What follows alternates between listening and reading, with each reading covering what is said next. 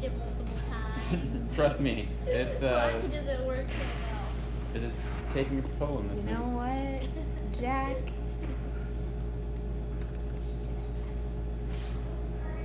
I think we're live. Oh, are we live?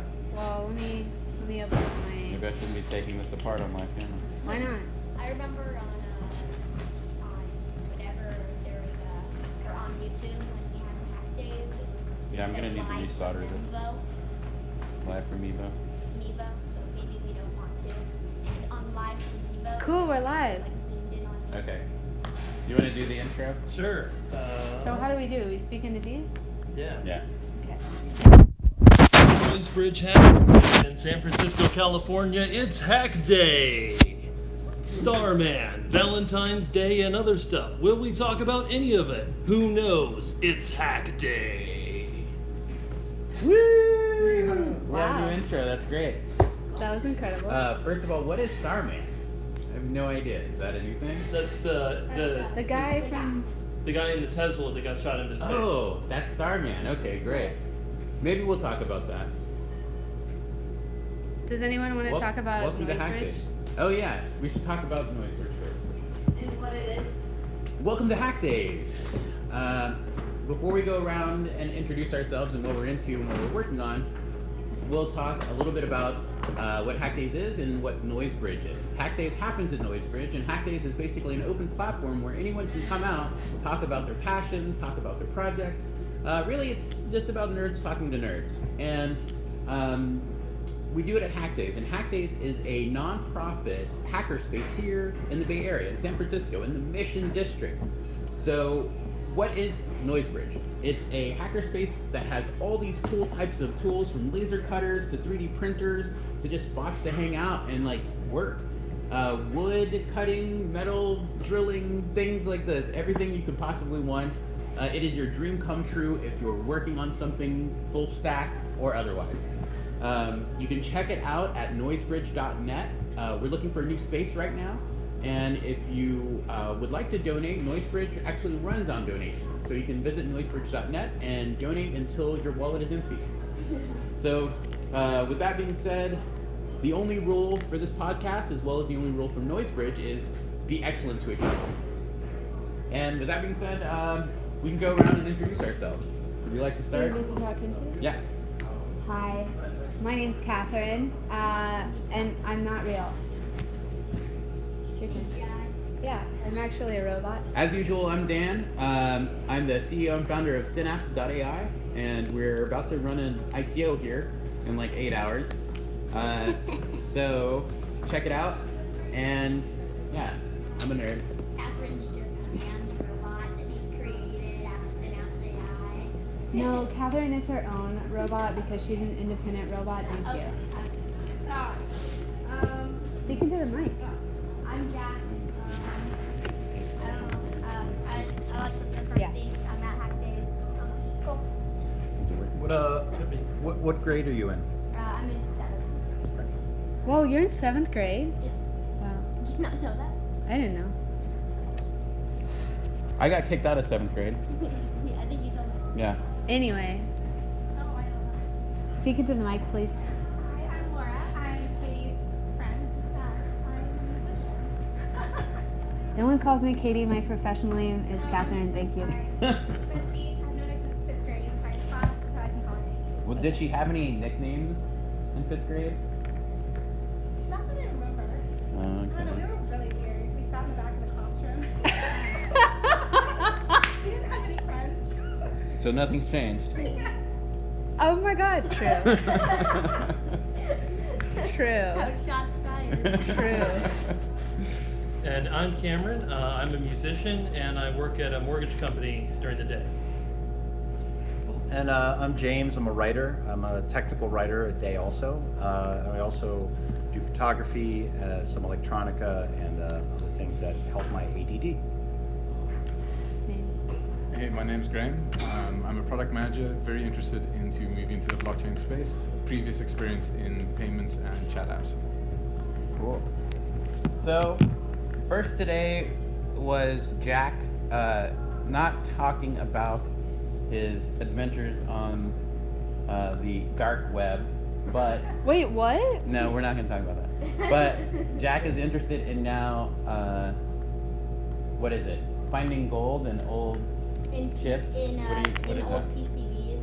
So like I guess it would be really dangerous, but I would wear my North Korean anthrax suit, so there wouldn't be any problems. So I would I would buy like a lot of like gold-plated CPU pins. Like they have them here. I'll post it in the chat.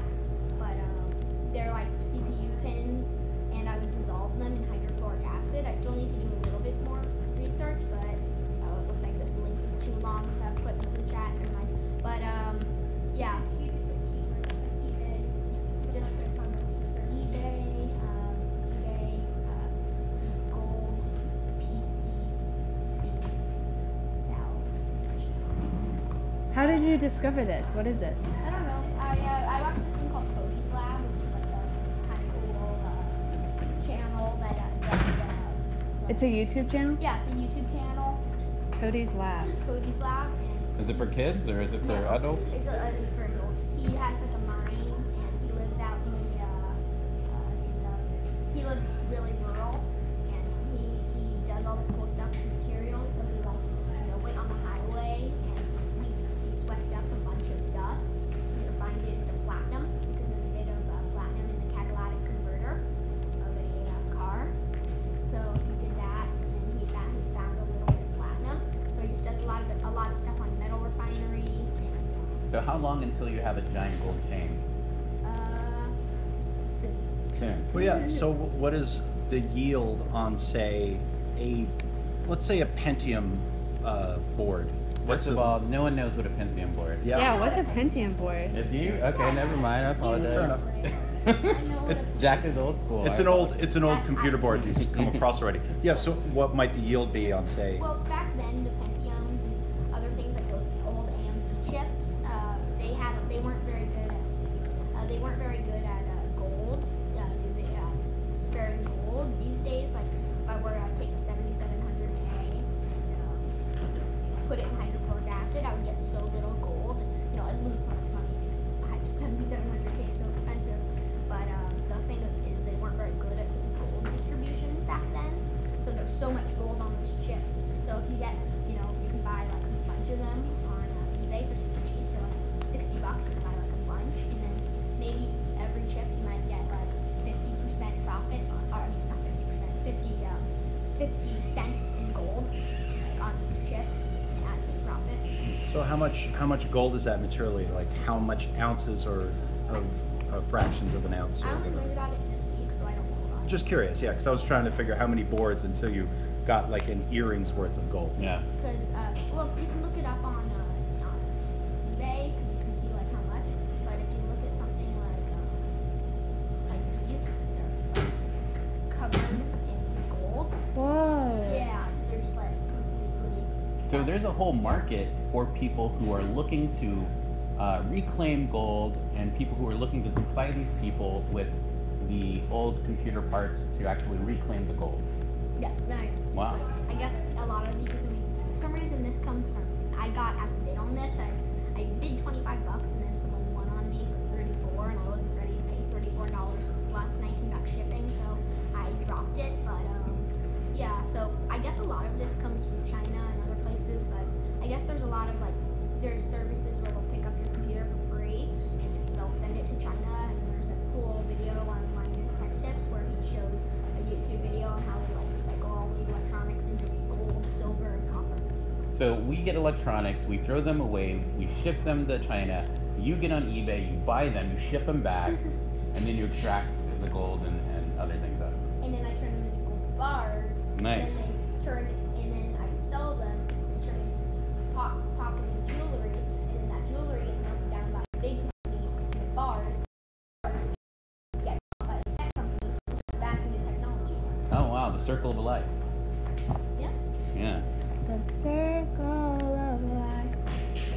Gold So usually isn't that fast. Usually gold ends up in the trash somewhere burning in Africa. But otherwise, a lot of those Burning. places that There's also a whole side market of people getting rings that they then sell to pawn shops that then gets cycled that way too. Yeah. So it's a beautiful ecosystem. Is what I'm saying. I watched a YouTube video where they like got a bunch of e-waste and they set it on fire. Yeah, that's terrible.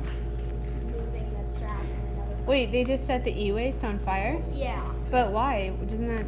I have no idea. Surely I'll something would, post like, the Vice explode. video. Well, they don't have batteries here. It's not bad for the environment. It's terrible. After- Like, yeah, isn't no, that it's bad for terrible. their like no, breathing it's air? great for the environment. It's great for the air. It's great for the environment. It's bad for us. Yeah. So, what else is new? Oh yeah, Starman. I'm gonna say it. Well, and this is the argument. I'll start with the argument 4. The reason why we have a mannequin in a Tesla flying through space is because we want to get people excited about the space race again, right? Great. We're also justifying a giant piece of trash in space for advertising. I'm gonna say that. I know it's probably not the best thing to say, but it's bizarre that we just ended up launching a car into space. Unpopular opinion. Yeah. Yeah. There. I mean, It's so that's boring. the controversy, right? I mean, Is yeah. it? Is it actually controversial? It actually is a controversy. It's Yeah. not, it's just because they literally to the left of the tech space. Mhm. People who are just, politically left, but also, like the tech part of it, like, well, that's great you put a car into space. Could you pay your workers a little more? Oh. All the money that cost to do that, which you can see both sides of that, right? But so Elon Musk is, of course, an entrepreneur and not a messiah, so he's ending up doing some things that are good, but also some things that could be justifiably criticized as being better. But if we all get a rocket to Mars and live there someday, then it will have been worth it, let's say. Is it not inevitable? Inevitable in the sense that, like, it's a business, right? And of course, and all the incentives line up to advertise the hell out of all the other businesses. Right. As opposed to, I guess if it was NASA, they don't really have the incentives to like advertise NASA. They're government funded. They have NASA on the side of their rockets. They're doing pretty well advertising those. But it is considered unseemly for government agencies to market or advertise to that degree. Because there's no need, right? They got their funding. Well, NASA is always struggling for funding every year, unfortunately. So they definitely do some large projects that serve as advertising for them, such as moon projects and Mars landings. Like, they definitely are trying to do at least a significant part of their budget that catches popular interest. But they couldn't put a tank in orbit. Right. It wouldn't look cool. Right. You'd have people saying, "Oh, you spent my money on that." Yeah. Yeah, they have to optimize their efficiencies in other ways, right? They can't optimize for advertising. They have to optimize. I mean, because the grants that they get are for projects, right? And research and development, and not necessarily, oh, wouldn't it be cool if you can throw a tank up in space and then like have it fire its way back down into orbit, and then like the rock hops out, and it's like NASA. Right, they would have to get funding specifically for that, which seems unlikely. Right. But Elon Musk can take a lot of funding and then decide to do these very specific things with it. Or it takes a really good grant writer. Sure. Like a really good one. Like you would have to convince me. Well, I mean, it's possible, right? I mean, So yeah, you just described the moon landing. Yeah, that's true, right? they did start to get Yeah, there was no purpose really. Well, there was a purpose behind it, but that purpose was probably more of a political aim than was Yeah. a scientific one. I guess that incentive is not present anymore. It's not the Cold War. It was advertising the country. It was, yeah. Yeah. It was definitely saying, yeah, and see, isn't our brand of economy better than Soviet communism? Right. Because we can put someone on the moon. Isn't that awesome? And then we never went. Did we go back? We went back a few times, but then it was Okay. funny because it was diminishing returns. Like at one point, they literally ran out of things to do on the moon, and it started becoming funny. Like they were golfing Yeah. at one point. Like, see how far you can hit a golf ball on the moon. How much Like, does that cost a minute? that was it would be interesting to see like per tee. Right. Yeah. Like that was probably like $100 million per swing. And do you think it's like diminishing returns? Like I understand it would be amazing to be an astronaut and go into space, but being like the 12th person on the moon, you're just like, Yeah, I mean, you know, it's good, but it ain't that good. It's not like number one, right? It's like you're like below bronze. Like no one even remembers Right. the second Right. person on the Name moon. the second person on the moon. Anyone. Buzz Aldrin. Who did Russia? Well, okay. See, I don't I love how that was like so obvious. It was like, whoa. Darn. Did Russia ever send anybody to the moon? No, there's been some robotic probes, but the U.S. is so far the only people we know of who have landed on the moon. We know of. Now I'll never forget Buzz Aldrin. I think you actually have to fact check that because perhaps he stayed Yeah. in the capsule, he didn't go out, but I'm pretty sure the second man on the Who moon was Buzz goes to the Aldrin. moon? Who's the second man on the moon and doesn't walk on the moon? Somebody Sure, who's like, you make it's the too infinite. cold out there. It's too I'm cold. cozy in here. I'm cozy. I'm getting my fire safe blanket. Yeah. I only know about Buzz Aldrin because he was on Dancing with the Stars, and my mom made me watch that season. Oh So, wow! How did he dance? You know, he was old, so it wasn't good.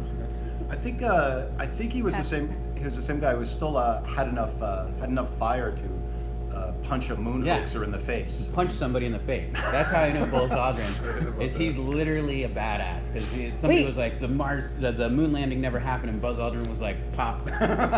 Wait, it's so what? silly people who think Yeah. the moon landing was fake. They're like, why are there crosshairs? And it's like, that's for proportion, right? I mean, you know, I would assume they put crosshairs on the lens so they were hard to see because, like, but in some shots you can see them because they needed proportion on what they were looking at, right? There's definitely a whole bunch of evidence which easily disproves moon landing hoaxes, but very smart people can still believe in them. It's one of those cases where an idea just takes hold, and then people have such pride that they will start using their mind to rationalize why they can keep believing in it. And it's, you know, it's Like a the thing. price of Bitcoin. Huh. But now we have a Tesla floating through space. And now it's obvious that, if we can put a Tesla in space, we could have put a man on the moon. Person on the moon. Who cares, right? No, and that might be the next step. Yeah. I mean, it would have been a lot cooler to send the Tesla into the sun. Wouldn't Oh, that so it can been so explode? much yeah. Or what if they sent a rocket, right? They sent the rocket, and then they sent Tesla on the rocket, and the rocket had a bunch of gas in it, or hydrogen in it. They sent it into the sun and it blew up. And it extinguished the sun. What a great advertising campaign. Well, I think he'd get a lot of shares for that. Yeah. Definitely be a lot of likes. A lot of likes. That's Well, just you like know, a Elon hobby. Musk does watch the show, so you just gave them their entire marketing plan for the next year. Right? Good. Elon, call me. Seriously, I want to work at SpaceX. That is a Montgomery Burns sort of plan. Yeah, right? That Yeah. would really. I'd hate to see Elon Musk go that direction. So somebody asked earlier if we would ever stop talking about BitConnect. BitConnect. Wait. Explain BitConnect to Laura, because some people might be tuning Okay. in that don't know about So, BitConnect. I will enlighten you. Are Just you quickly, using like your 10 headphones? seconds. Do it 10 in second seconds. recap. Oh, okay. Yeah. So BitConnect is a crazy thing. It's amazing. It's so great. I have so much. I love it. Shut up. Shut up, You Jen. get 1% profits every day on it. That's not quite an explanation. Like think more of like a space elevator pitch. Like you have Yeah. 10 seconds to sell Elon Musk on this idea. What do Okay. you tell him? So, BitConnect is a Ponzi scheme that was made by anonymous people. No one knows who owns it, and you buy BitConnect with your Bitcoin or your money, and then they pay, the BitConnect is guaranteed that it'll go 1% up every day, which is impossible. So, and then all the investors colluded and sold all their BitConnect, and it went down to $5, and everybody was like, oh wow, sorry, it was more than 10 seconds. Everybody was like, oh wow, no, this is just a mistake. So everybody bought more, and it went back up to 60, and then it went down to 15, and now it's at like 5, and I think now it's at, or before it was at 5, and now it's at like 2. But I don't know. So BitConnect is a Ponzi scheme, and a bunch of people lost their life savings. Like literally people were buying into it, and then there's this really funny video on YouTube where this guy, he seems like he's a guy from like Miami, so he's a really big personality, and he's like a fitness dude, and he's talking about BitConnect, and someone remixed the video and like warped his voice so it's like really high at this one part, and it's really, really funny. And that's how I initially discovered it.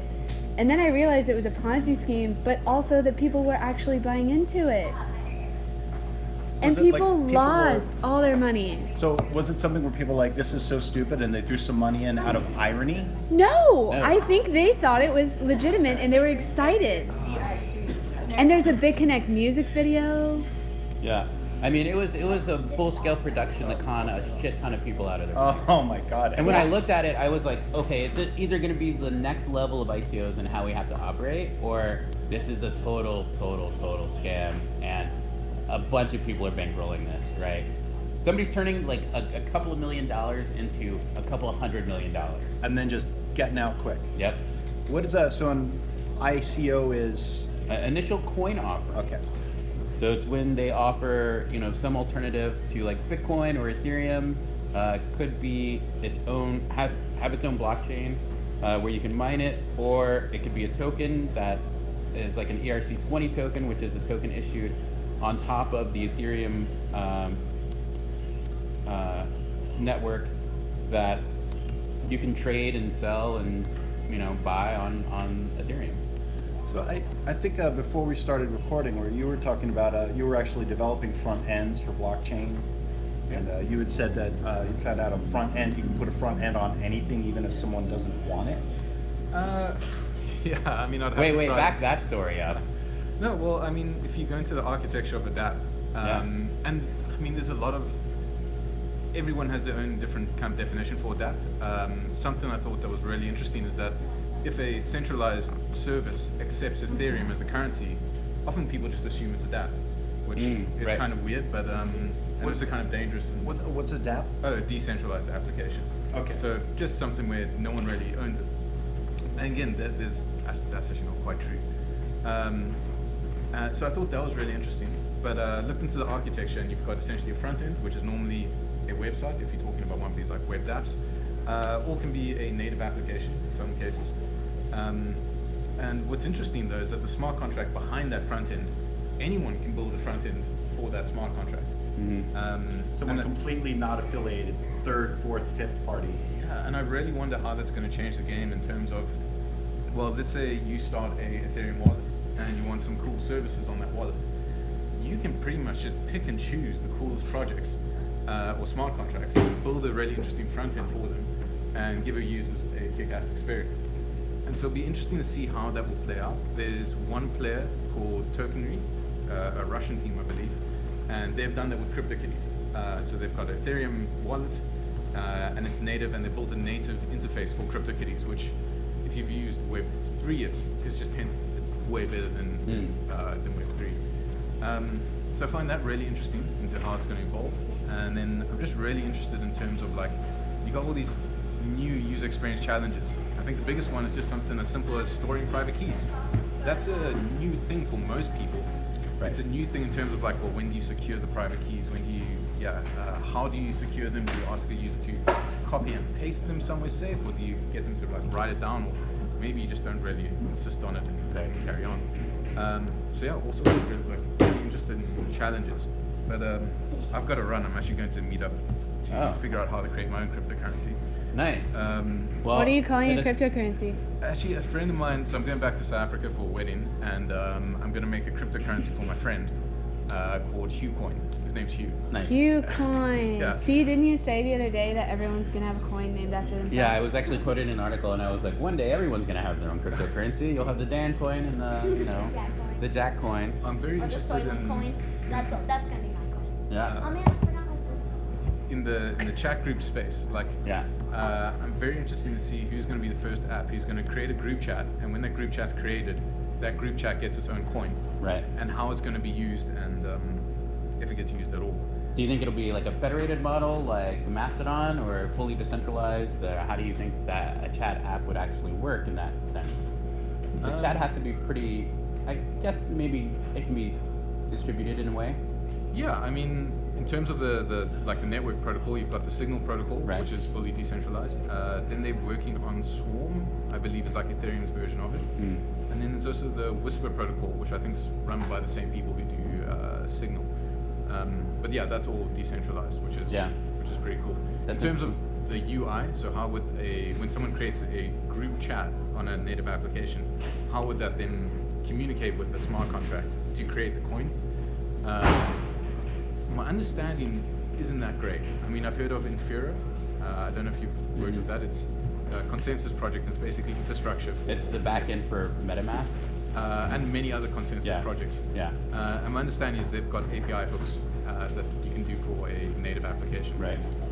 So I think that's super interesting. Yeah. Well, we'll let you go. Hopefully, we'll see you next time you get back in San Francisco. Yeah, hopefully. I think it's probably going to be the UK next. Okay. But yeah, and congrats on the Decentralized Summit. Did you really organize that in 3 weeks? Yes, girl. That's amazing. Yeah, I heard you mention that on stage. I was like, no way, 3 weeks. Yes. She did an amazing job. She didn't even throw the camera once. We had over 300 people show up. It was so fun. Amazing speakers. Great talk show. I mean, yeah. So. You know, we were just thrilled to have everyone involved and to have some excitement around the space. So if people No want to sweat. find you or find out more about your projects or what you're working on, where can they? Sure. You can find me, Graham Barnes, on LinkedIn. Okay. I do have a Twitter, but haven't made a post in like 3 or 4 years. So, Okay. yeah. That's the frequency I like my follows to get. Okay. I try to put as Cool. little stuff on the Cheers. internet about Thanks for coming. Maybe a good trip. Cheers. Yeah. Thanks. just so like in the future I can delete my things. Well, I can't delete myself, but delete myself as best as possible. Mhm.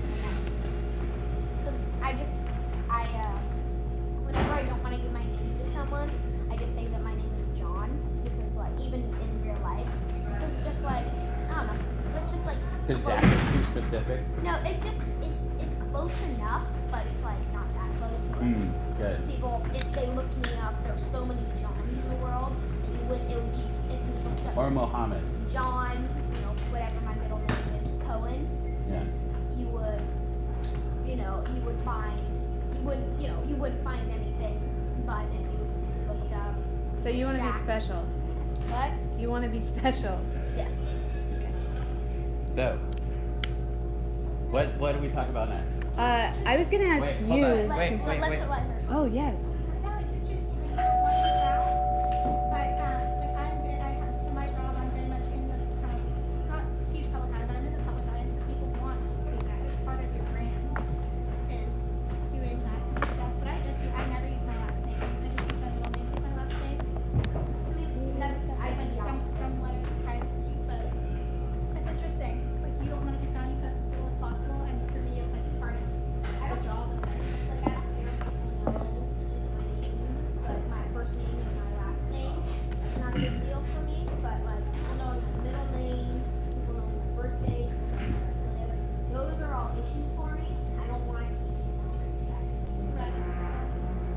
I'm actually in a bit of a middle space with that myself, because of course I have a day job that I want to keep until I don't need a day job anymore. But I also am a writer and I'm doing these other things, so I would like to have that take off and be separate, but not super separate, to where I would create a name like Sting Madonna Superfly, which actually isn't that bad now that I think about That's a it. good one. I would buy that book. Yeah. All right. Yeah. Me So too. maybe that's another thing for me to work on.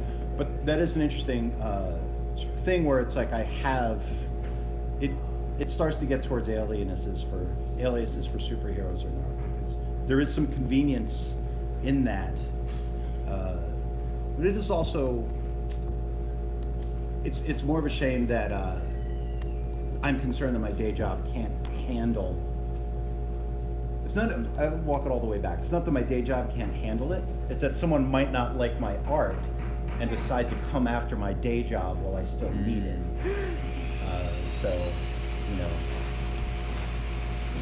I was a part of a writers group in La Crosse for a long time, and there were similar concerns for some of the members of that group. And what they ended up doing, some of them, there was one person I remember who actually created an LLC, and I don't know whether you can do that in state of California, but you can sign checks as the LLC, and you can make it a name that's a person's name. Yeah. So you could be like, I am John Doe, and you can sign William checks. Murphy or whatever. Yeah, and you can use that as a business name and get a DBA and all these other kinds of things. But I just bring that up because I'm the son of 3 lawyers, and I think like that. No, that's a useful thing, and a DBA can be a pretty useful thing too, and much cheaper than a S corp or an LLC, which, as I'm sure you know, being lawyers and being in business or whatever, that takes some more money. But a DBA you can do fairly cheaply. can just take a few weeks of effort, and you have to go see the city hall, which is actually pretty and has a lot of marble inside. Taxpayer dollars. Beautiful. Marble was cheap back in the day. Yeah, and good marble workers were pretty cheap then too, actually. Like, you know, they just. What's that? 30s? 30s, probably the 30s, or even a little earlier. I think the Capitol building is maybe even late 1800s. I'm not sure. But yeah.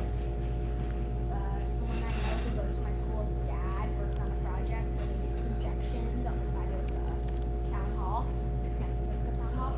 That's pretty cool. That's pretty cool. Was it lasers or some other tech? I think it was laser projection because there wasn't any light cut off. 'Cause, you know, when you have a laser projection, it'll be like there's a square and the side will be sort of bright and the side will be darker because the light doesn't get to it exactly. Yeah.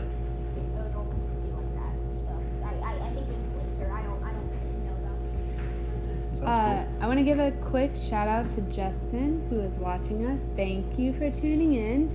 He's been watching the past shows and commenting on Jack, and he asked me all these questions about you, which I gave him no information.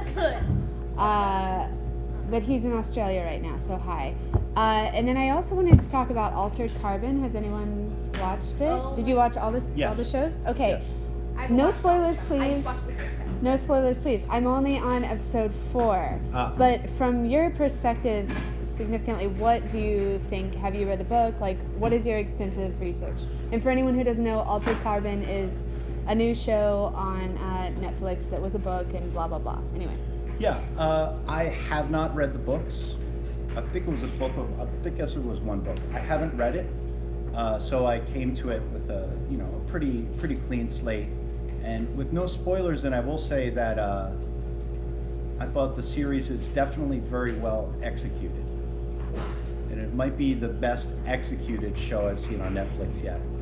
And by executed, I mean not only set design, direction, and acting, but also just the story. The way the story itself is mechanically constructed is about the least irritating Netflix show I've seen so far. Like I've gone back and I've watched other Netflix shows that were done in partnership with different studios, I think, like such as the Marvel ones. And there's so much unnecessary dialogue in just scenes in Iron Fist as an example. It's incredibly frustrating. Like the movie could be boiled down into 2 hours. Besides all the other problems with it, there's just so much unnecessary things happening. That's not the case with Altered Carbon. I will say also other things, not giving things away. For me, I see a lot of different aspects of somewhat recent science fiction woven together, which might interest some people, but also could annoy some people, right? Because it seemed like a sampler in some ways. Yes, that's exactly what I was going to say. Like a what? A sampler. Like just basically like piecing together all these other shows, and it was only written in 2001. So after I realized that, I was like, oh, this makes sense. So it took a little sample from every other cyberpunk whatever and put it together with a little bit of anime. Yeah, right? Yeah. Okay, the only thing I like about the show so far is like the set design is incredible. That hotel is incredible. Yeah. Without spoiling it, Is that in anything, the first it's just episode? beautiful. He goes to he finds a hotel in like the first episode. Wait, Yeah. the AI hotel? Yeah. That's not Girl, spoiling why anything. are you It's not trying to spoiling. I'm literally, we don't even find out that it's a hotel until the 3rd episode. So No, thank you. we figure it out because the lady says, "Oh, don't stay in an AI hotel." Thank you, Jack. Well, certainly we don't need to go any further into the details than that. Right? But yeah. So, I mean, that level of detail, right? There was in the first episode, but it was easily missed too, I think, because Yeah. of It's clear that they spent like a lot of money on the set and costume design, but I just think like the story is so weak. the story. Well, that's the thing where it can go like either way, right? Because the story is. But I'm only on episode 4, so The story is not that original. yeah. I will agree, but it's also, and maybe this is just low standards where I am right now. It's well executed. Like the dialogue doesn't hurt me. Like it doesn't make me slap my hand in my forehead and wince. Yeah. So maybe that's where we are. maybe the next season will be better. I understand people. It can be viewed as derivative. Yes, that is exactly the word that came to mind. And for anyone who doesn't know, this is the same show that was at CES that had human bodies in Ziploc bags, essentially. This is one of the best promos of all time. Yeah, they got a booth just like they were just some other tech company, but they just happened to be selling cloned bodies. And people believed it. But did people buy? No, people were bodies, going fake mad. bodies? They didn't Yeah. even have anything for sale, but that can happen in booths. Like it's Yeah. just a promo, like new technology. That's really funny. It was brilliant. Did they say anything about it, or did they just say they're their company that makes it? I don't know more about that, but the booth might have been called Altered Carbon. It was, yeah. So people got it after some initial shock. Yeah. I think. I mean, if you're smart, you got it, but Or you Googled it. If Yeah. you're like, a lot of people on social media that didn't get if it. you think the moon landing's fake, you're gonna be like, oh wow, they're growing they're growing bodies. It must be the government. I actually wonder if something like that happened. Like, see, we can do this, but the government is suppressing it. Right? Yeah, like people. I met a conspiracy theorist that was from Bali, because he wasn't from Bali, but he is our. So we bought a fancy like sculpture from Bali, and he ran a store in Berkeley that sold Balinese art, and my parents became friends with his family. They're actually really nice, but and then they moved to Bali, and they invited us out, so we went on a trip there, and then my mom was gonna open a store with them, and then that never worked out. But he told me all about his conspiracy theories and how basically during 9/11, right? It didn't even have. I don't know. He said they used military grade, or they blew it up, right? With a bomb. They blew each layer up, and then they used military grade projectors to project the plane going in and blowing up. So the military in 2002, has better technology than we have now in projectors, and they have invisible helicopters that can shoot laser beam projections onto giant walls.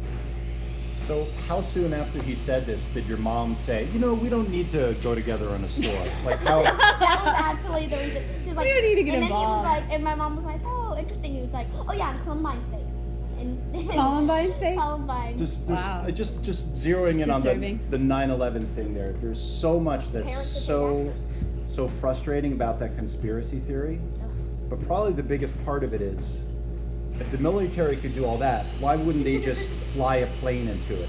Yeah. Yeah, Like, why wouldn't that they be fly easier than setting up like Doug Henning style magical projections to do an illusion that the towers fell and then dismantle it afterwards? Like, Yeah. it's just Okay, so speaking of conspiracy theories, does anyone have an idea of who invented Bitcoin? Oh, Satoshi. But Yeah, but who but is not- that? Because they found Satoshi Nakamoto, or Nakamoto, who was like just Get the name right. Nakamoto, who was just this old Japanese guy who was like, Bitcoin? What's a Bitcoin? is it actually someone's name? It is. Uh, It was. Well, Okay. I'm not sure if the person's name is actually Satoshi, Sure. but maybe that was someone they know. So they came out with like a pen name or something that they wrote this thing in, and then they were like, well, who is this person? And they finally tracked somebody down who had some, I think, math background, maybe programming background, some poor soul, and all the media rushed their house, right in front of their lawn, and they're like, Who should have been I mean, like, I was the they were like, inventor. do you know, are you the creator of Bitcoin? And they're like, well, I've heard of it. And I think they ended up, like somebody snuck him out of the house. No. Somebody snuck him out of the house and was like, went to like lunch with them and wrote this whole story about nobody, right? Just because they had the same name. Oh, but it was just some dude. Some dude. It was just Yeah. So would've tell me said when all you were that. sweeping floors at the wood plant, Right. how did you come up with the idea for Bitcoin? Well, no, I think they were a mathematician, right? Oh, So okay, it's okay. feasible, right? That It could have been. So, what actually? There's a couple of conspiracy theories. I guess this is the topic we're on now. aliens, the government. AI created Bitcoin, which is my kind of, Yeah, big eye roll. AI created Bitcoin in order. Some AI came back from the future to create Bitcoin to instantiate itself, and then when the last Bitcoin is mined, the whole blockchain will unravel and become this, Cyberdyne. entity. Yeah. Exactly. That's my favorite so far because it is literally the plot to my next book. That's pretty creative. It is creative. Yeah, absolutely. Right? Trust me, it took a bunch of crazies to come up with that one. I'm just kidding. You're not crazy. It just hasn't been. It hasn't been proven. It hasn't been. It hasn't been disproven yet. Another one is, the government made it, right? Navy made it. Navy made Tor. Yeah, that's what I was doing. Right? Navy made Tor, and they made Tor in order to help create noise, so that they can use Tor as, I think, back channel communications for their agents in the field. But what is a Tor browser for people who don't know? Tor is it creates an encrypted network, right, where everyone inside the network can't really identify where the traffic is coming. It gets bounced around inside of there. There are exit nodes, so you can actually join the network and then visit a website outside of the network, and it looks like it's coming from the node itself. So it's really distributing what all the points could be, so Correct. it's harder to track. Like I was on tour, and I appeared in Norway. I was in Norway. They were like, oh, whatever, I forget what. I think it was on some kind of search engine or something. It said something for Norway. It was optimized for Norway, It like was trying to up- give you yeah, Norwegian It options. was trying to give me Norwegian options. I think it was like popular in Norway or top picks for Norway or something. So But people use Tor when they don't want to be found or tracked on the internet, we right? didn't run And it also Tornado. enables some encryption. Right. Yeah. They run a Tor node at Noisebridge. Yeah. So if you ever used Tor to buy drugs, probably gone through Noisebridge, Or anywhere else in the Tor Yeah. network. Right. Or anywhere But, else. I mean, if you've done it in the local San Francisco area, probably No goes here. one would do that in Right. San Francisco. Right. We just No. want to be clear about that. Yep. So, I think it's perfectly reasonable to assume that some government body somewhere created cryptocurrency, and for what purpose, right? Maybe it's more economic warfare. Maybe it's to get people used to the idea of a centralized tech. I mean, or it could be a literal 13-year-old girl at home who invented the next internet, right? Like, that's kind of... Same. Yeah. That would be the coolest person ever. Right. Honestly. Right? She would be so awesome. So I could give some reasons why I don't think it's a government conspiracy. Okay. And I think the main direct reason why is that it actually undermines government currencies. So I don't see governments doing that to themselves in a way that potentially cuts them out. There's, reasons around that too, of course, like there can be reasons around it. I think that would be the one thing I would say, like, not probably a government. But I mean, it could be something introduced, right, to undermine other governments, right? Okay, so taking that route. Now I'm only going to the furthest, like trying to play this devil's advocate here. Right, but so devil's advocating that, if it was a government, it seems unlikely that was the U.S. or China. And so it would have to be another... Wait, why? I mean, I doubt China would make Bitcoin because they haven't, it seems, I mean, China, everybody's like, oh, Neo is so cool, but of course China owns Neo. I mean, I would assume that that's run by the Chinese government. I mean, I think they want their foot in the door of cryptocurrencies. Well, people want, in general, if it's going to take over somewhere, like people want to check it out, right? But so the main reason why the U.S. wouldn't do it would be that the U.S. currency is the most in danger of being undermined right now by Bitcoin. I don't know. If you own the land and you own the labor and you own the resources that the people who live on your land, must participate in, you could enforce that they participate in your currency. Sure, but Bitcoin is making that more difficult for the U.S. Like, even if the U.S. could still do it, it's just making things more difficult for the U.S. Yeah, but that doesn't necessarily... So that would be why it wasn't introduced to undermine a currency. Like, if the U.S. was going to undermine a currency, they would start with another nation's currency, not the U.S. being the main victim of it. That would be why I would not think the U.S. would do that. But we do see countries now who are looking to adopt it, right? Sure. Which is pretty interesting. Right, and that's interesting, but their adoption of it undermines the value of the dollar as a currency. Like, the dollar isn't currently backed by anything technically, but de facto it's backed by a lot of other nations using it. Right. So the less other nations use the dollar, the worse it is for America. Unless America is Satoshi. But then why would America undermine its own currency? Yeah. It would be like punching yourself to get healthier. Yeah.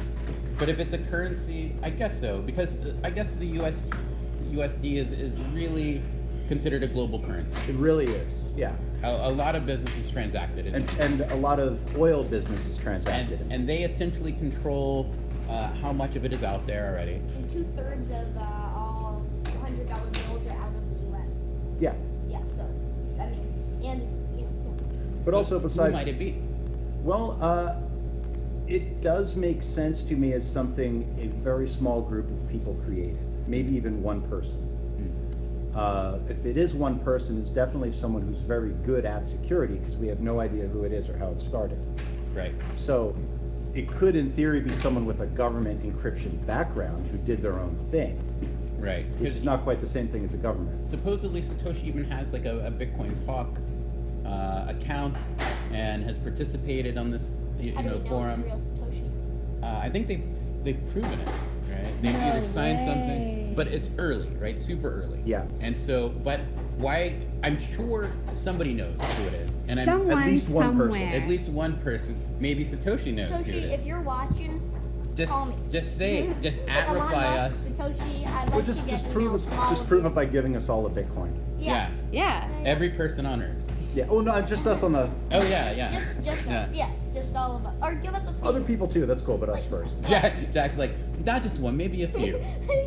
Maybe you can- So recently, I made a comment on Reddit, and I was tipped in Dogecoin, which that was a big thing for me. And that is how you pronounce it, is Doge. It's not Doge. doggy, it's not Doge, it's Doge. Doge. How do you get Tipped.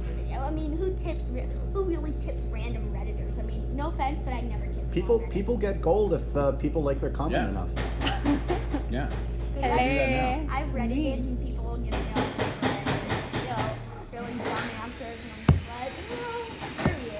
I Got give it. upvotes. Yeah, I Kind give of a similar upvotes. thing. That's my tip. And Doge is so cheap that it's akin to giving upvotes. Totally. You know? But I mean, it's not cheap comparing how much is in supply, right? Because how much Doge is in supply? But isn't Doge fractional? Can't you get like 0.001 Doge? Yeah. Yeah. Like the, So, yes, what did you want to say? What did you actually post that got a thumbs up?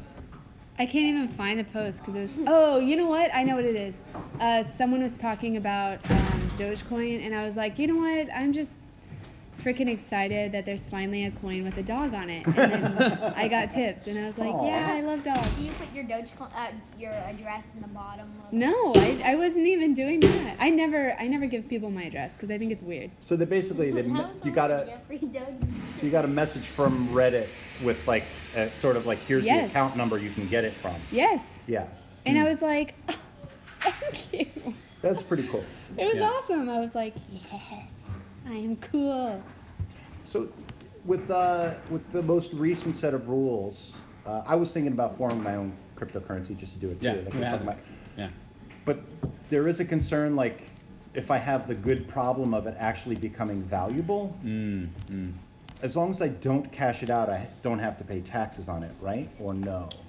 I think it is one of those things. So, go ahead, Jack, if you'd like to take this So, asset trading question. I think, yeah, as long as you don't turn it into money, of course you don't have to, because it's, I mean, if, okay, hypothetically, let's just do this with gold. If I was in my backyard and I find a bunch of gold, if I find with the gold nugget has like this gold thing that they bought from $25 from this like dude who found it and was using it as a doorstop. So if I found a giant piece of gold and I was using it as my doorstop, and I realized it was worth a lot of money, I wouldn't have to pay taxes on it if I just kept it. But even if it was in You the- should declare, right? Because it does have a value, right? But when you start your cryptocurrency, it doesn't have a value, right? It could be 0.00001 cent per penny, and you'd be like, okay, well, this is the assets that I own, and even if I want to declare it, it's probably not worth enough to declare. Yeah. But if it became popular, right? Let's say that. Then you do hold particular assets. Now, do you declare assets that are inflating or deflating in value every year? That's how you need to look at it, right? Okay. Or do you? It stops. Yeah, exactly like stocks, right? So. Bless you. But I'm not an accountant, and this is not accounting advice. Don't take our No, advice you've and given me don't the sue us. advice. You're completely liable now. Yeah, darn it. But I know that there is, like assets are taxable, like asset tradings are taxable. So if you're looking to go from like Doge to Ether to Bitcoin, all of those. That each one of those transactions or exchanges Yeah, becomes it's taxable. like trading currency. Yeah. Okay. Thank right? you. Yeah. Yeah, don't sue us for. Yeah, right. That's, Yeah. that's too late, guys. It's I too know. late. I know. My Ah. 100% advice is buy BitConnect. No, Invest your life no, savings. no. Jack. Jack is trying to unload You're his so Bitcoin. evil. Oh, all right. I should ask this question. I should ask this question while our decentralized app guy Yeah. was here, but I'll ask it now anyway. How do you think a decentralized dating service would work? There are decentralized There is dating a services Oh my now. God. What's next? Decentralized Starbucks? I mean, come on. I mean, Really technically, different. Starbucks are decentralized. Yeah. I mean, I guess they're franchise. The entity that owns them, though, is not. I think there was an Onion article a while ago about a Starbucks opening inside a Starbucks. Right. Yeah, Wait, that's how? great. So we can see that it's important. But so a decentralized dating app, like what would that mean? What would that look like? So I don't know enough about decentralized apps to really comment. Yeah. But I'm in Who does? No one does. Nobody does? No, Okay, just but kidding. I was thinking about this problem. I've had this problem in the past when I've used, I think, not Tinder, Tinder, Bumble, where it's very easy for a scammer to create fake accounts. Mhm. Catfish you. Yeah, Catfish. yeah. You got catfish? What? In Lubbock, Texas. Someone in Lubbock, Texas is pretending to be me. It's not. Oh, I thought you meant you got Whoa. catfish. No, Is it? like someone is pretending to be me in Lubbock. Right now? I don't know if it's still up. We reported it, but yeah. So they like took some pictures of you on the internet and created a. No, yeah, they have pictures. And now they just created an account for me With your name? with my name, all my pictures and everything. On Oh Tinder? my god. How did you find out about this? One of my friends, he screenshotted. He goes, "Oh, I didn't know," just making fun of me. He's like, "I didn't know you were on Tinder." I was like, "I'm not." Yeah. You're like, someone else is getting all those free pizzas. I know. The tips. Right, No, yeah. but yeah, someone's Oh pretending to be me. my Wow. God. That's fun. Have you contacted Tinder? No, I think they reported it, but it's just. Oh wow. It's like. So when you say Send to Bitcoin. decentralized though, Yeah. like how might it get around that problem? Like why would that? So I was imagining a world where you'd have either some kind of like a computational proof of work that you'd have Right. to do in order to join the network, Huh. or like maybe you'd have to I don't know. Like imagine if a scammer had to like leave their computer on for like a whole day to just generate a sign up code or something like that. Some kind of Oh, you think that would stop scammers? I don't know. That's the question I was going to ask. I think the real problem, the fundamental problem with everything in the world right now is identity. Mhm. Like that's what it boils down to. Mhm. And what does it mean to be provable? And how do you prove identity? How do you prove location? How do you prove anything with every kind of part can be faked? So then how do you balance identity and security with privacy? Sure. Yeah. I mean, if it's something you know, something you have, and something you are, right? Those are the big three parameters for security. Then, like, all of that can be faked. Those things can be stolen or imitated, right? And like, how do you prove something like that? And I think that's the hard part. Like people can just download your image and like pretend to be you to get free pizzas, you know? Or you could have the reverse could happen. Like you could have a profile that's up there that's actually you, and someone could claim you're pretending to be them. Right. Yeah. Could be the flip side of that. But what I do like is your long con where you came on the show to just prove your friend wrong, but you actually weren't on Tinder. Yeah, that's a good one though. Good move. That's absolutely bonkers. So- I'd be so yeah. pissed. No, yeah, it was crazy. But I know I can't be on those sites. Like my friend was on it, and she had a picture of me with her, and people just commented, just trying to get my number. Because like we want to go out with the fiddle player, so it's kind of awkward. Wait, for happened. anyone who doesn't know, Laura is a professional fiddle player. She's in a band. Do you want to plug your band? What's the band? Flatlands Cavalry, like the horses, not where Jesus died. We get that a lot. A religious fiddle player band. Well, we could always switch if we wanted to. Yeah. But yeah, we're based out of Texas, but we tour all over. And you're touring in San Francisco, or you're just No, visiting? this is I actually have 2 weeks off. It's my first 2 weeks off in like over, or weekends off over a year. Are you doing any busking while you're here? And what? Busking? Playing on the Like street. playing Yeah, for you're playing money. for some money. Yeah, don't you have to have a permit for that? Eh. No. I'm it's San sure most Francisco. of the people who are doing it do not have permits for anything. You know, if you ask, do you have a permit for that? Like literally. I'll just What are you, every a cop? I've ever, yeah. What are you, a narcotics agent? No, Right? it's a reasonable question for a city that does not have an enormous homeless population. Signing, using your friend's Just, Netflix I'm just gonna login start so doing that we when I'm know. walking around. Hi, do you have a permit? Yeah. Undercover. I love your music, but do you have a permit? Thank you. Loves you. Yeah. So yeah, what do you think decentralized applications, dating applications, how that solves the problem of identity? I'm not sure that it does, but I wonder if making some kind of a raising the bar to entry in some way would help with this problem. You know, some sort of, as I'm thinking about it, like some sort of, so the way blockchain works is like every new coin has to match with all the coins before it, right? It's got to. Well, the way the blockchain works is that you have a hash in a block that verifies all the transactions as well as includes the hash of the block before it. Right. Right? That's what creates the chain. So you could do something like that for dating sites where people can only refer other people. A web of trust. Yeah, and every person has to confirm every person that referred before them. So there are sites that do that. Right. Right, Okay, and- LinkedIn a bit, but Well, specifically, they create these trees, right, of trust, where if any part of that trust is broken, all the nodes after it get pruned, right? So you're constantly like, can I vouch for Jack being on this network? Probably not, but you know, I'm just kidding, Jack. I trust you implicitly, but. Thank you. I think that's what it comes down to. But I think ultimately what happens is you start getting this activity of not inviting people. Yeah, so Because you it's have to be more 100% exclusion. sure. Yeah. So it's exclusionary, right? Which I mean is a side effect of the web of trust. It's like, can I really trust this person 100% to participate? I mean, because you have to vouch for them for life. well, so but that might even be like a stronger level than that's needed for a dating site, right? For what you're referring to, it's not whether or not it's a good person, which is valuable, but we're talking about a level below that, like whether or not this person exists and has this name. So we've gone on a date.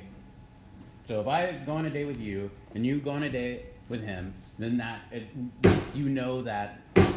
Like that would be a nice level of trust, but I think you're even talking about like this is a person who I have met and I know they exist and they're not a bot. But that doesn't stop scammers. But it does enable you to localize, and like if someone ends up being a scammer, you know their real identity, so they can be cut. I guess that would mean that you would have to go on a date and look at somebody's driver's license. Well, no, Don't do that? it could just mean that. Hi, nice to meet you. Can I see your ID? Well, I mean not a bad idea either. That isn't a bad idea. That's not- But it could just be a roommate, or Right. it could just be someone you went to school with, or it could just be someone you work with. Like you would just have to know that they have that name Yeah. and they're that person. Well, even for me, I don't like dating sites because I don't want to meet a stranger. I don't know. There's still something like I need to see that person, to look in their eyes. You know, for me, that's that level of trust to even go on a date with them. I don't think I Do you can think- just have blind. But do you think that's based on your experience with like fans and stuff? Yeah, have you had bad experiences with fans trying to date you? Oh, you should see what I get on Twitter. I want to do like a fake, like a Twitter and just post everything I get because What's your it's name? my name. I can't tell you. Ah. Smart. So you get fans looking you up on Twitter to hit on you. Yeah, and like I got. I was telling Katie this on Instagram. I got a message, and this guy wrote me a song about the first time he saw me. Oh wow. Like that's so creepy. So creepy. Was it any good? No. Okay. What's Of it called? course not. Like Twinkle Twinkle Little Star or No, something? I'll show it to you after. How about that? Okay. And it's just like I got one on Twitter. I pay my taxes. You should date me. I'm like, well, good for you. I do too. That's a pretty low bar. I mean, We get a lot of the audience here on Hack Days playing, making songs for us about how much they love us, and we should start sharing some of those things too. No, we don't. Yeah, we don't. We don't. Wait, if anyone's watching and they want to make a song for Make a us, song. Do it. I will play it. Yeah. I can't promise you that I'll like it, but I'll play it. Oh, you were at that fancy private store in the middle of the desert? Yeah, I actually live really close to there. I went to school. Oh yeah, that private store. There's actually a Target too. Well, I mean, I would assume this isn't No, there's usually a running Target installation as well, like a little bit down the So road. with no one can see what's on the screen. So if you're talking about what's on the screen, I don't know. Do you want to give your Twitter handle away? Yeah, I don't- it's free. Okay, I mean, it's okay. open, so But there's a picture of her in front of that private store in the middle of the it's in desert. Marfa, Texas, and it's art installation. But you can buy the Prada bag. No, the whole point of this art installation is that it's a luxury item in literally the middle of West Texas, in the middle of nowhere. so it's really not useful, in fact, Exactly. for anything. And so it's all about that. And so Okay. if you go to Marfa, there's lots of these kinds of art installations, and it's an absolutely amazing place to visit. I've been hearing some things about it. I'm wondering if people might be trying to, is it like a next big thing catching on, or is it also just like people wanting to make something out of it? Well, I think people want to make something out of it, and like there's lots, like you can stay in a tent, and glamping, it's kind of a thing, and it's a little hipster area, but the native West Texas people hate it. But no, I enjoy it. I went with my sister, and it was a good little weekend. You're very close to the border. There's lots of border security, which is interesting. Are they jerks or are they nice? Oh, they're Have really you ever nice. had I mean, like with them? I'm in a band, so we travel a lot, and through Texas, and especially when you get close to El Paso, you get stopped many times. Like, we've never gotten our stuff searched, but they look in the car, they ask how many people are in there. Oh, really? Mm. Yeah. We've got someone curled up in the back like this. Just don't come in. But it happens. It happens all the Yeah. time. Yeah. I mean, have they increased their security since I don't know, Trump Since got a certain elected? maybe thing happened, like November of Yeah. 2016 or I something? don't know, we keep a Bible on the dash and Oh. anniversaries, so we're fine. Do you literally do that? Oh yeah, we have one. Oh, wow. I I think we mean, also have Mere Christianity. Christianiflage, that's by, great. C.S. Lewis. There's a funny song that's called Bible on the Dash. It's by Cortland. And it's all about that. It's like they won't search us. unfortunately, as long as you're white and you have a Bible on the dashboard, they probably won't search you. I gotta say. We actually have 2 Mexicans in our band, so we're diverse. That's good. So, and they're also wise in some ways of dealing with some things. I know. Yeah, but I mean, it does look sketchy. I would say there's 8 guys and me, 1 girl, so in a white band. All right, moving on. Do they pull you aside like, ma'am, is everything okay, really? Is everything Well, they're okay?" like big guys too, aren't they? Yes. So have they actually done that? Like pulled you No, in? No, no. okay, okay. Thank God. I do joke I have Stockholm syndrome. You're stuck in the band 15, forever. 16 hours with guys in a band. So what else happened in tech this week? The banks, some of the banks, it was a Goldman Sachs, Lloyd's banned purchase of Bitcoin from credit cards. With credit cards, yeah. And I think that's reasonable because Me too. you can't reverse a Bitcoin transaction, right? Yeah. So somebody comes along and says, "Oh, well, that wasn't me," but they still own the Bitcoin, right? You There's not much you can can't do anything about Yeah. it. Yeah. I mean, because like I was thinking, like, is there a possible service that's like you could keep your stock, or you could keep your Bitcoin in there, and they'd have such good security that if you got your Bitcoin stolen, they'd refund you because the security's so good. Well, there's been some exchanges that have stood behind their security even after And they've been hacked instantly. they've been hacked. But no, but then they actually made it good to their customers again. Yeah, Right? Yeah.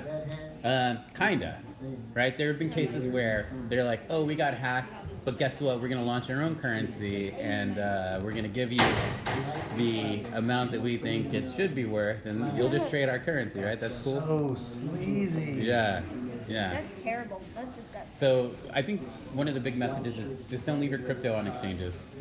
Yeah, like people leave. Some kid that I know, some kid friend that I know who has 2 Bitcoin, who's kind of an asshole. So he leaves all of his Bitcoin. I mean, you have to be. If you have 2 BTC, you have to be in it.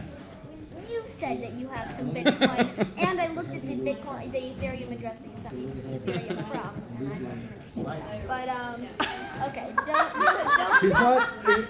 don't tell me that. So what were you gonna say? Okay, You're but- from with your pizza. Yeah, I don't know. He keeps all his Bitcoin in the exchange, and I'm just like, what are you doing? What are you doing? Why would you? I mean, the funds can be seized by Coinbase. Your funds will be reported to the IRS. Everything. The IRS will know about it. It can be seized. I mean, that's why I keep all of it in a ledger. I keep. Well, don't tell people where you keep it. Yeah, where'd you You're keep like that? this ledger Is right that- here. Is that the one you keep like in your sock drawer, in, like, the lower right, left right. corner? No, or actually, I back? keep it under my mat. No, just kidding. No. I have a little pocket. I have a little pocket like that I've had surgically put into me, and then I Oh. keep my. I like a That's pretty neat. marsupial. You know, I mean, you might look at getting some IPO for that. Have we talked about body augmentation? Did we talk about that on this show I'm yet? about to get an RFID chip put Are into you? me, No, you're not. And then- Does your mom know this? and then I'm gonna get, and then I'm gonna have my ledger on it, and So people have to cut your hand off? Yeah, I'm just gonna say what a terrible idea that is. Yes. Just as an adult, I just feel You're like, at least they responsibility. didn't find this RFID tag. You know, I'm gonna make it really safe. I'm gonna put it in my ball. Yeah, right? Like, good grief. Yeah. It's technology. It's worth it. it's worth it. So would you be interested in putting an RFID tag in your hand? Oh, yeah. Oh wow. Would you? Absolutely. Bring it on. Wouldn't you be worried about someone just scanning? Or are you gonna also have a shield put on top of it that you can remove? Mine would just be running like code that would exploit any stack that would scan it, right? It would scan it and just like take over, try to exploit that device as much as I possible. would just run Dan's code. I just have him program on his and then Yeah. run it on mine. Mine would just be a mess. I would try to screw with everything. See, and here I was imagining like you wearing a power glove, like as a shield, and you just walk around wearing a power glove. Yeah. Nope, it's just a little grain of rice in your hand, Yeah. basically. Yeah. Far from a power. For other tech that I saw recently, I don't know how new it was, but I saw a video of people like doing team play where they're wearing VR goggles, so it actually looks like they're throwing bolts Right. at each other and putting up shields and Blocking all this them. laser Yeah. rays from their hands, sort of stuff. They looked at, and there's like team competitions of this apparently in Korea, I think is where it was from. So that was pretty neat. I think it's fascinating. That speaks. I've seen that video, and it looks incredibly boring. Really? It looks incredibly boring because play dodgeball. Like dodgeball is much more exciting. Yeah. Has much more incentive for you to move because you don't want to get hit. But I also think that it speaks larger to this movement lately of like AR and VR companies who are basically selling After Effects. Right? Like they're selling post-production to people. And that's where you see things like, what is it, Magic Leap? They finally came out with a developer's headset. But for years they raised a ton, hundreds of millions of dollars. Have they come out? Is it It's not out yet. Okay, but we saw it's the... not even out yet. Yeah, Right. they just put out an ad. But I mean, we've seen like, you know, basically the CG that they were selling. That's what they were raising on, right? I'm sure they were doing development and things like that, but that's what they were hyping everyone else up on. And so I see AR and VR companies that are basically trying to sell the dream through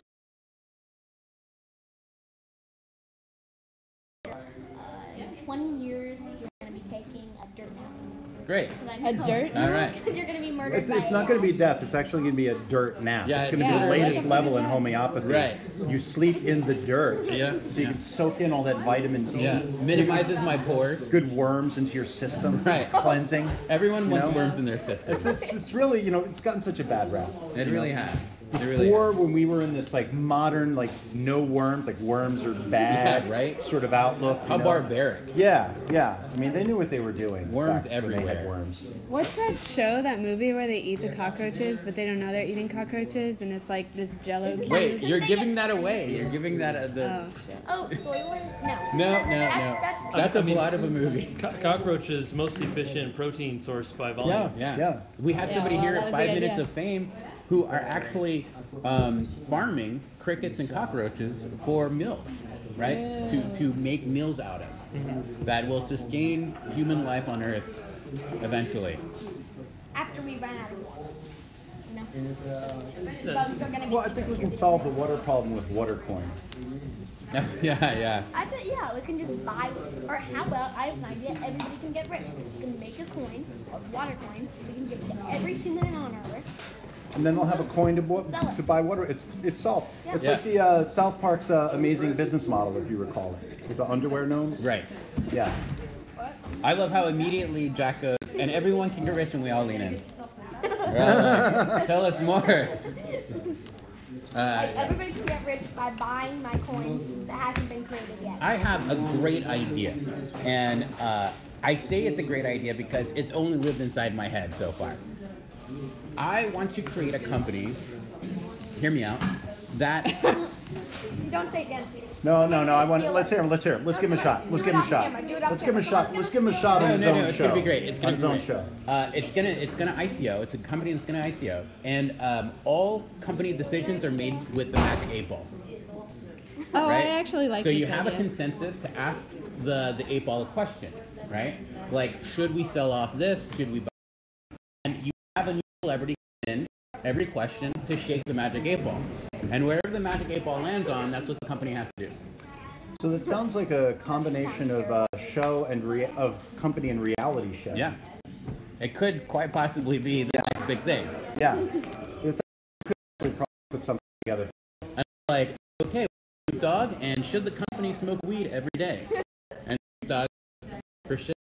And like that's it. How he influences it. Occurs to me with that is actually maybe a cautionary tale, maybe not. But there was actually the Japanese military right before World War II had a habit of consulting the I Ching before any big decision. Oh, And so how would they consult it? they would the generals would be gathered around a table, and they would actually the way that it's cast, which I'm not exactly clear on, but it involves throwing down sticks and then basically getting every one of the, I think it's 8 bars of each I Ching, which is like it's either broken or it's straight. So getting that pattern, then divining what the pattern needs according to the Book of Changes, which is basically a little schedule that you look them up in. So the cautionary tale part of it is they had cast that, and then it suggested that they should attack Pearl Harbor. Is that actual Wait, real what? thing? Yeah. Really? So they it's an auspicious moment to attack Pearl Harbor. And so they attacked Pearl Harbor, and it was rather successful for them, and just because of some unique circumstances around that. But then also they had further cast again for should they go on from there to attack the California coast, and the response was absolutely not. Yeah. Who said they had exactly what? So they had a rope. What they have? Well, if saying it again will require a water coin payment. You have to pay water coin. Do you have any water coin? I guess not. Yeah. So it was basically they were casting I Ching before they would make What's an I major. Ching?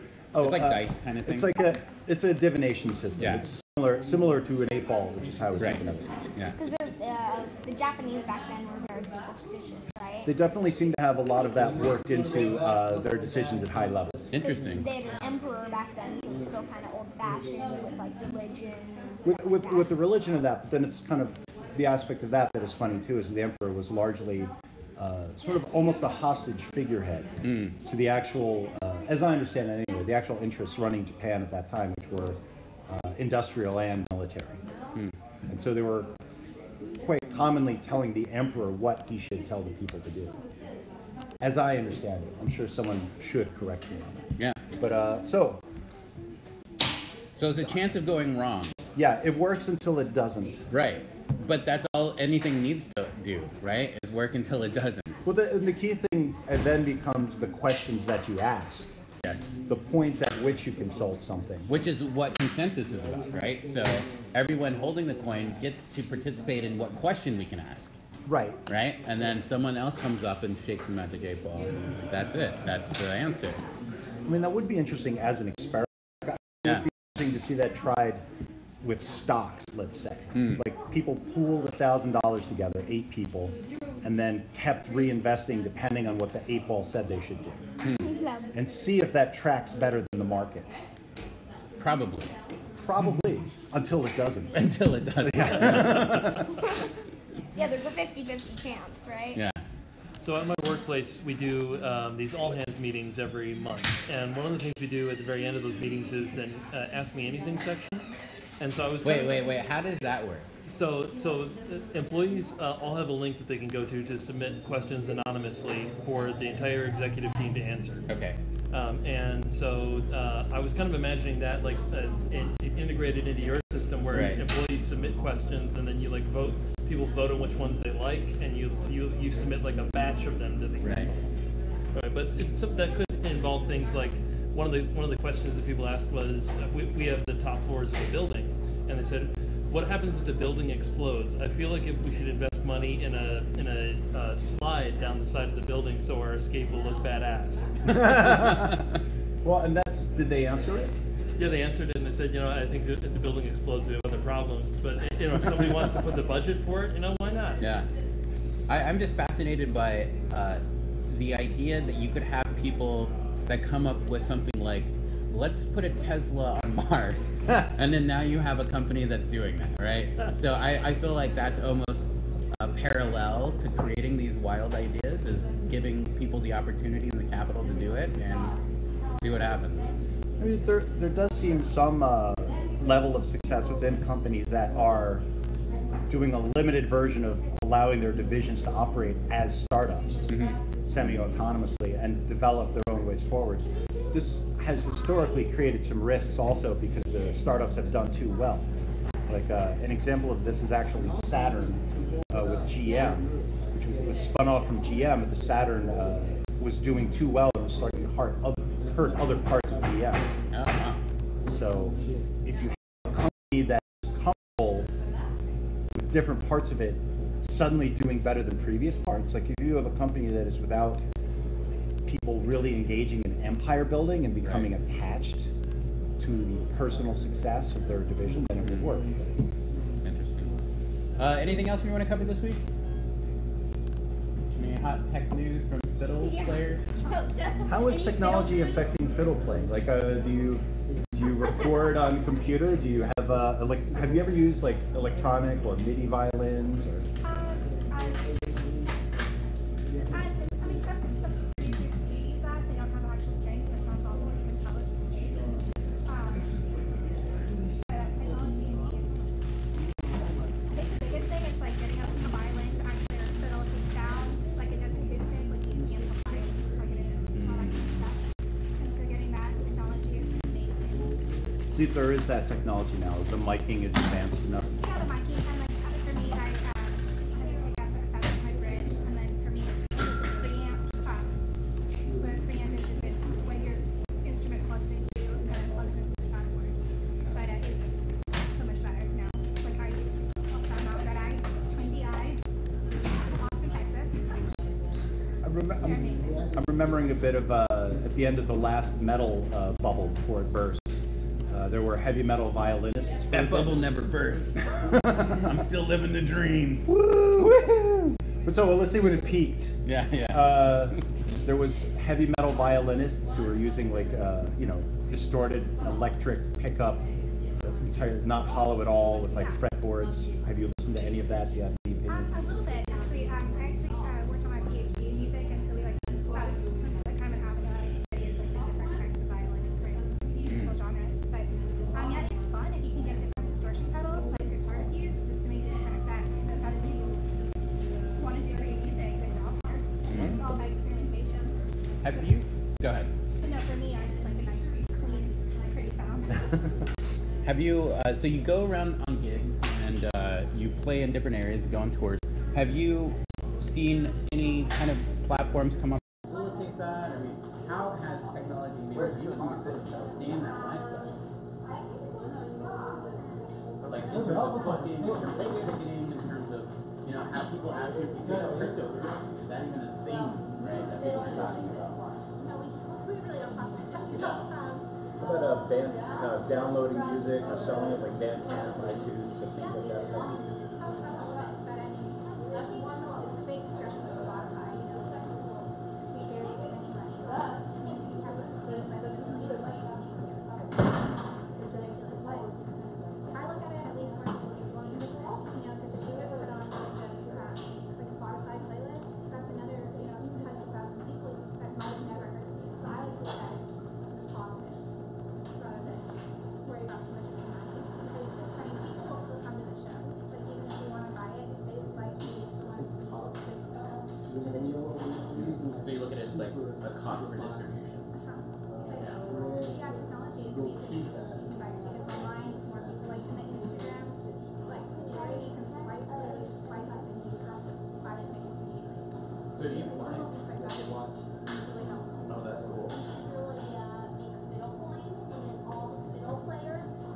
if you wanted to buy fiddle music, you can buy fiddle coin and pay this fiddle coin.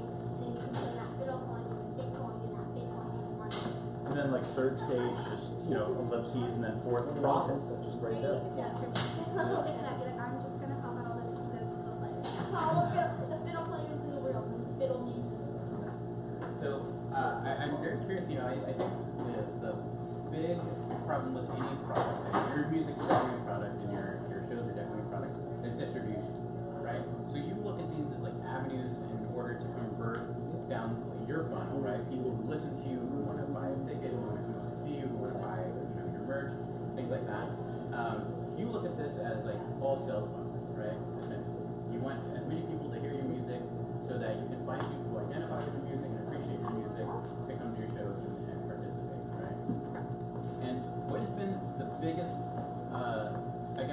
return on that investment? Because you have, it is an investment because you have a limited amount of time to participate in each channel and, or like put stuff out there, remember to put stuff out there.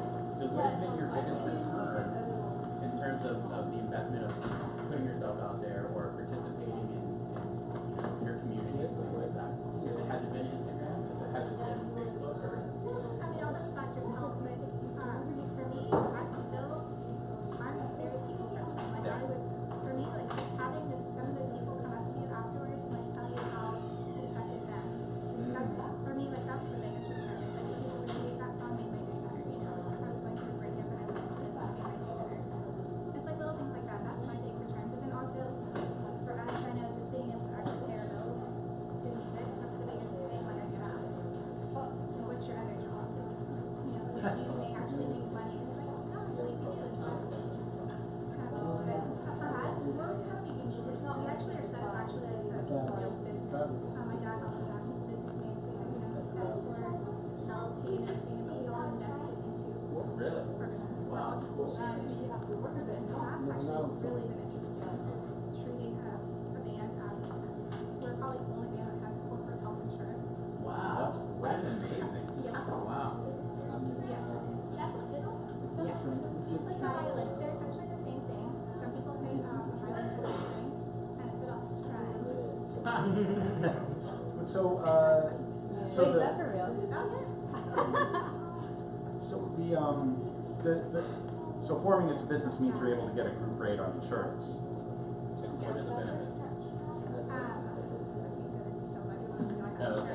I think the details, I just don't know Like, what was the catalyst for incorporating? Like, why did you decide to go from like, oh, we can go to each show and split the profit to now we have to establish it as a business and start thinking about how to taxes. Yeah, okay. It was the government taxes.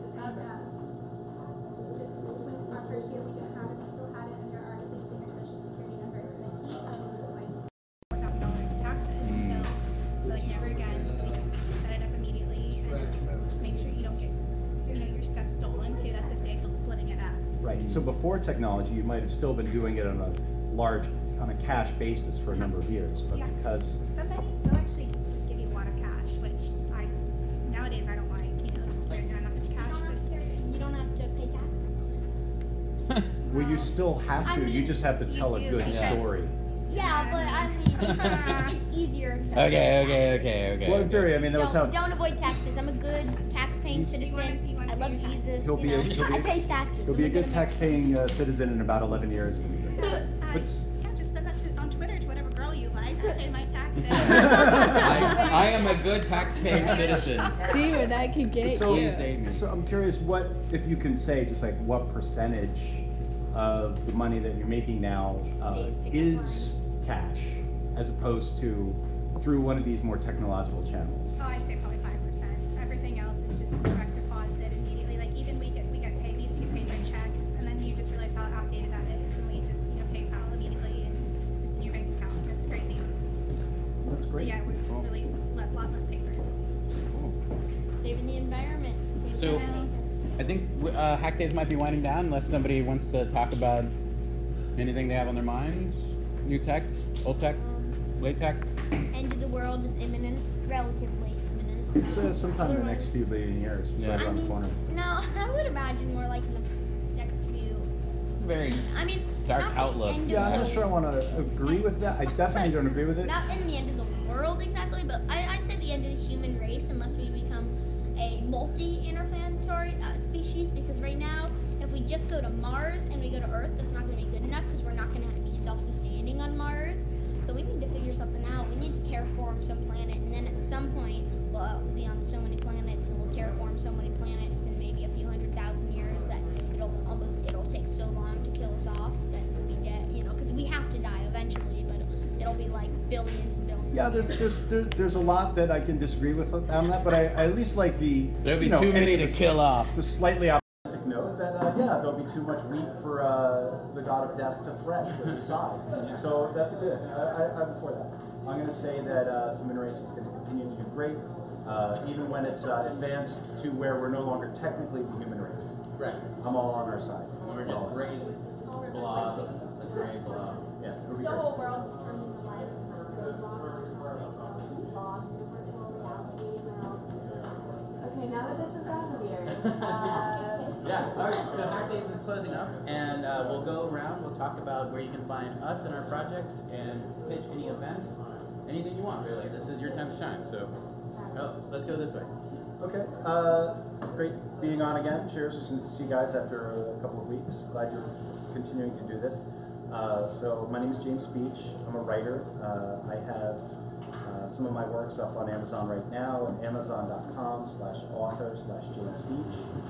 Up there now is a book, novella really, that I was talking about the last time I was on, which is about a guy who comes across a genie's lamp and uses it to sell shares in his Wish as a startup, which is pretty fun to write. So that's me.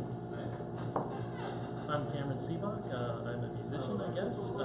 My new album is coming out March 1st. It's centered around aliens and space, so look forward to that. You can reach me at hsqp.bandcamp.com.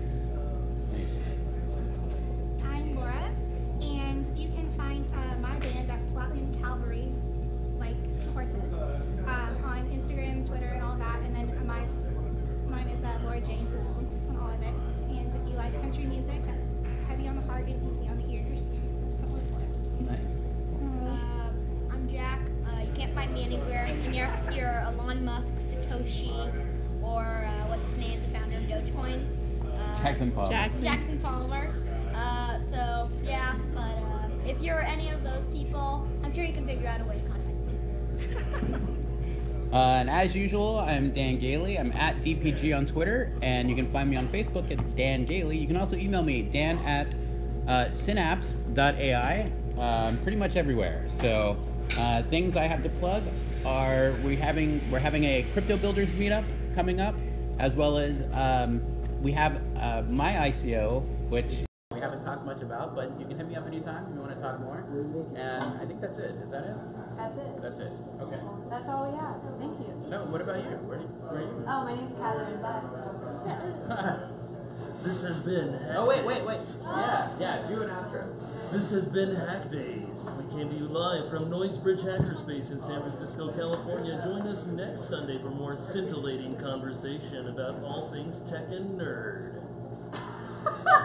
Be excellent to each other and hack the planet. That was so good.